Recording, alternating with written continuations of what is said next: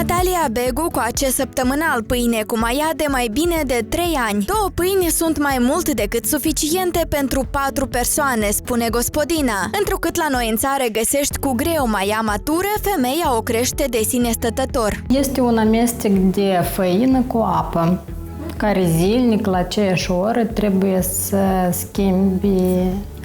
Lași o cantitate din amestecul precedent și adaugi făină și apă nouă. Cu cea de grâu, procesul e un pic mai nevoios, trebuie hrănită mai des. Dacă coci pâine des, de câteva ori pe săptămână, atunci chiar zilnic trebuie hrănită maiaua.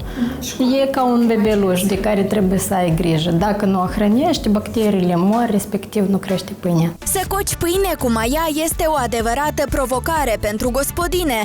Asta pentru că procesul poate dura până la 36 de ore. Procesul de frământare este mult mai lung ca la pâinea cu drojdie.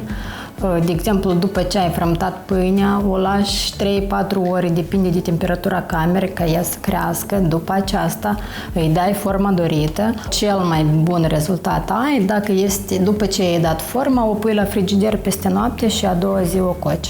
Timp de aproape 2 zile, gospodina a tot muncit ca astăzi să ne surprindă cu 2 pâini rumene. Rezultatul și-a meritat efortul. Aceasta este pâine din făină de grau de secară și făină de grâu cu semințe de câinepă. Este preferata familiei mele. Pentru că totul se cunoaște prin comparație, am decis să facem un mic experiment.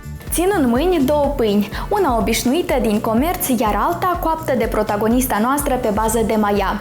Aparent, ele nu se diferențiază prea mult, dar de fapt, pâinea din maia are o textură mai densă, mai consistentă, iar crusta este mai groasă.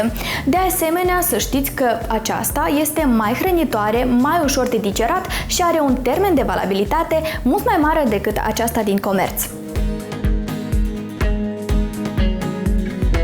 Pâinea cu maia este recomandată persoanelor care suferă de diabet, dar și celor care au intoleranță la gluten.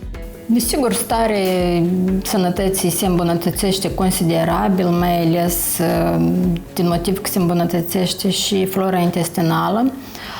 Plus gustul, după ce mănânci, după o perioadă de mâncat pâine de casă, nu mai accepti cea din magazin. Prețul pentru o pâine artizanală pe bază de maia începe de la câteva zeci de lei și poate ajunge la câteva sute, în funcție de mărimea pâinii și ingrediente.